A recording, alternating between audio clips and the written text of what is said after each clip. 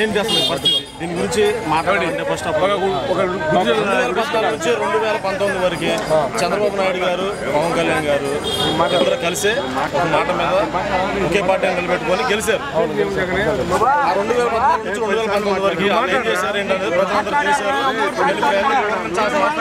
150 సీట్లు వైసీపీకి ఇచ్చి 23 సీట్లు పడేశారు టీడీపీని. ఇప్పుడు 2019 నుంచి 2024 వరకు ఏం చేశాడు అంటానికి నా దగ్గర చాలా ఉన్నాయి. 2014 నుంచి 2019 వరకు చంద్రబాబు నాయుడు గారు ఏం చేయలేదు కాబట్టి జగన్మోహన్ రెడ్డి తిట్టుకుంటూ తిరుగుతున్నాడు. తనకి సపోర్ట్ పవన్ కళ్యాణ్ ఇచ్చినప్పటికీ, కాంగ్రెస్ ఇచ్చినప్పటికీ బీజేపీ వాళ్ళని కావాలి, మరి వామ్ పార్టీలు అన్నింటిని కూడా తీసుకొచ్చుకొని ఏదో ఒక విధంగా గట్టెక్కాలని చూస్తున్నాడు. పవన్ కళ్యాణ్ గారి పొత్తు వల్ల ఏమైనా ఎఫెక్ట్ ఉంటుంది అంటారా? పవన్ కళ్యాణ్ గారి పొత్తు వల్ల జగన్మోహన్ రెడ్డి గారి ప్లస్ ఓకేనా, బడుగు బలహీన వర్గాలన్నిటికీ అధ్యక్షుడిలాగా, ఒక అన్నయ్యలాగా, ఒక కుటుంబంలో ఒక తమ్ముడిలాగా, ఒక మనవడిలాగా, ప్రతి ఒక్క విషయంలో ఒక మామలాగా, అన్ని విషయాల్లో ఒక అమ్మఒడి రూపంలో ఒక మామయ్య అయ్యాడు. కొంతమంది పథకాలు తీసుకుని కూడా తిడుతున్నారు కదా జగన్ గారు, వాళ్ళకి పైకి ఏదో తిడుతున్నారు కదా, ఇంతే అనే ఈ విధంగానే పంచాయతీల్లో ఎంపీటీసీ జడ్పీటీసీలో కూడా తిట్టారు. మరి చరిత్రలో రీతిలో గెలిపించారు. తిట్టే అన్నీ ఏదో తిడతారు అంతే. అంటే ప్రజలకి పరిస్థితులను బట్టి అక్కడ ఏదో జరుగుతూ ఉంటుంది. తిట్టేవాడు ఎవడో ఒకడే 10 మందిలోకి వచ్చి అది స్ట్రాటజీ. 10 మందిలో ఒకటి వచ్చి మాట్లాడుతూ ఉంటాడు, ఒకడు వాడు తిడుతూ ఉంటాడు జగన్మోహన్ రెడ్డిని వాడుకున్న బాధను బట్టి. కానీ మిగతా 9 మంది చూస్తూ ఉంటారు. నువ్వు మాట్లాడే ఒకరినే చూస్తున్నావు, మిగతా 9 మంది వీడు ఎదవ దుష్టుడు అని చెప్పి వాడిని గుర్తించి ఈ 9 మంది జగన్మోహన్ రెడ్డి ఓటేస్తున్నారు. ఆడికి వేసేది ఒకడే. రానున్న ఎన్నికలు మళ్ళీ జగన్ గారి జెండా ఎగరడం ఖాయమంటే ఖచ్చితంగా ఎగిరి. ఎందుకు ఎగిరిద్ది అంటే విజయవాడలో 2014 నుంచి 2019 వరకు రాజధాని చెప్పుకొని తిరిగాడు. ఏ రాజధాని అయినా సరే, ఏ గొప్ప రాజు అయినా సరే గుంటలో ఉన్నాడా దొంగ తప్ప.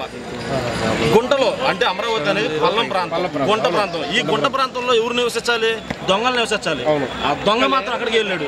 పూలు ఎప్పుడైనా సరే పెద్ద పెద్ద గొప్ప రాజులు, నాకు తెలిసినట్టు దేశంలో గొప్ప రాజులు ఛత్రపతి శివాజీ కానీ, అక్బరుద్దీన్ కానీ, అక్బర్ గారు కానీ, ఇక్కడ మన శ్రీకృష్ణదేవరాయలు కానీ, మరి ఇలాంటి ప్రతి ఒక్క రాజు కూడా కొండ మీదే, దిబ్బ మీదే, ఒక మెరక మీదే తన నివాసాన్ని ఏర్పరచుకొని చక్క ప్రజలందరినీ చూస్తూ వాళ్ళకి కావాల్సినంత చేసేవాళ్ళు. ఈ దొంగ మాత్రం అక్కడ దాక్కుని రియల్ ఎస్టేట్ వ్యాపారం చేసుకొని ఏదో సంపాదించుకోవాలనుకున్నాడు. కొంత సంపాదించుకున్నాడు. అది గుర్తించిన ప్రజలను తన పక్కన పెట్టారు. మా జగన్మోహన్ రెడ్డి వచ్చిన తర్వాత విజయవాడలో రిటర్నింగ్ వాళ్ళు, అది శాశ్వత పరిష్కారం.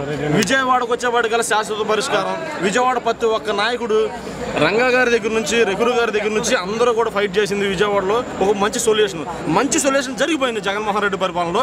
రిటర్నింగ్ వాళ్ళ ద్వారా అక్కడ శాశ్వత పరిష్కారం వచ్చేసింది. విజయవాడలో ఇంకా ఏం డెవలప్మెంట్ జరిగిద్ది అంటారా అంటే 2017 కల్లా అందరూ క్లారిటీ వచ్చేసింది. ఇక్కడంతా మోసం అని చెప్పి, గ్రాఫిక్స్ అని చెప్పి మళ్ళీ అన్ని రేట్లు పడిపోయినాయి. మళ్ళీ మన జగన్మోహన్ రెడ్డి గారు ఎక్కిన తర్వాత చిన్నవాటిపల్లి నుంచి యూనివర్సిటీ వరకు బైపాస్ నిర్మించడం వల్ల విజయవాడ చుట్టుపక్కల ప్రాంతాలన్నీ మళ్ళీ కూడా రూపొందుకొని రియల్ ఎస్టేట్ పరంగానే, భూముల పరంగానే కానీ, వ్యాపార పరంగా కానీ మళ్ళీ 6 వే ద్వారా మంచి డెవలప్మెంట్ జరుగుతుంది. ఇప్పుడు చూస్తే అంబేద్కర్ గారి విగ్రహం పెట్టారు, ఏ విధంగా ఎలా అనిపిస్తుంది? విజయవాడలో అంటే నాకు తెలిసి 10 సంవత్సరాల క్రితం ఒక గ్రామం, ఒక సిటీ నుంచి, యానం నుంచి 4 బస్సులతో అక్కడ నుంచి పిల్లల్ని తీసుకొచ్చి విజయవాడలో చూపించడానికి, ఏదన్నా చూపించడానికి కానీ గొప్ప సిటీ అని తీసుకొచ్చారు. నాకు తెలిసి 10 కాదు, 2014 స్టార్టింగ్. సో ఇక్కడ వచ్చేప్పుడు 2015 అప్పుడు రాజధాని వెళ్తే అక్కడ తప్పలే కనపడి ఏమి లేవు. ఏంటి ఇక్కడ ఏదో సింగపూర్ అన్నారు అంటే సంవత్సరం నిర్మించడానికి కుదరదు కదా, ఏదో సలహా ఇచ్చారు, అయిపోయింది. ఆ రోజు నన్ను పిలిచారు, విజయవాడ ఉంది కదా నాకు, ఏంటి అసలు అన్న విజయవాడలో మీ గొప్పది ఏం చూపించామంటే ఉండవగల గృహాలు చూపించా. అప్పుడు ఎందుకు పనికిరానటువంటి మన పార్క్ ఉంది కదా, మన బస్ స్టాండ్ పక్కన రాజీవ్ గాంధీ పార్క్ చూపించాను. మన కనకదుర్గ గుడి ఉంది చక్కగా, అదైతే ఇప్పుడు ఉంది మనకు, అది ఒక గర్వకారణంగానే ఇది, అదొకటి చూపించాయి. అంతకంటే ఏమీ లేదన్న. వాళ్ళు డిసప్పాయింట్ వెళ్ళిపోయారు. ఇప్పుడు మాత్రం దేశంలోంచి ప్రతి ఒక్కరు, ప్రతి సిటీ నుంచి, ప్రతి స్టేట్ నుంచి కూడా ఈ భారతదేశంలో అంబేద్కర్ స్టాట్యూ చూడటానికి మాత్రం మన విజయవాడ వస్తారు. అది చాలు, ఇక అది చాలు. తలెత్తుకొని చూడటానికి ఈ ఆంధ్రప్రదేశ్లో ఈ విజయవాడ తలెత్తుకొని చూడటానికి ప్రతి ఒక్కరు గర్వంగా చూసుకోవడానికి ఈ యొక్క అంబేద్కర్ విగ్రహం చాలు. ఆయన గొప్పతనాన్ని, ఆయన జగన్మోహన్ రెడ్డి గారు మా అంబేద్కర్ గారిని గుర్తించి మాకు చేసినట్టు సేవలని మేము దళితులు మర్చిపోము. మాకు చేసిన ఇంగ్లీష్ మీడియం స్కూల్ డెవలప్మెంట్ కానీ, హాస్పిటల్ డెవలప్మెంట్ కానీ, 17 మెడికల్ స్కూల్స్ మెడికల్ హాస్పిటల్లో కట్టాడంటే అవి మా కోసమే. మేమే కదా అక్కడికి వెళ్ళి చూపించుకునేది. మరి గుర్తుంచుకుంటారా వీళ్ళంతా? అదే చెబుతున్నా కదా, ఎందుకు గుర్తున్నాయో మా కోసమే చేశాడు. 17 కాలేజీలు కట్టించాడు, 15,000 సచివాలయాలు కట్టించాడు, 10,000 రైతు భరోసా కేంద్రం కట్టించాడు, 10,000 ఆర్బీకేలు కట్టించాడు. ఇవన్నీ ఎవరి కోసం? మా కోసం కట్టించాడు. మేమెందుకు మర్చిపోతాం? మాకు అన్ని గుర్తే ఉంటాయి. జగన్మోహన్ రెడ్డి ఖచ్చితంగా గుర్తుంచుకుంటాం. మాకు డెవలప్మెంట్ కారం కూడా లేదన్నారు. మొన్న కూడా చాలా మంది పెద్దలు కూడా మా ఆ పార్టీ నుంచి ఈ పార్టీ వచ్చిన వాళ్ళు కూడా కొంత కుంటిపడింది అన్న. ఎక్కడ కుంటిపడింది? 2.5 సంవత్సరాల్లో కరోనాలో కూర్చున్నప్పటికీ అందరు ఇంట్లో.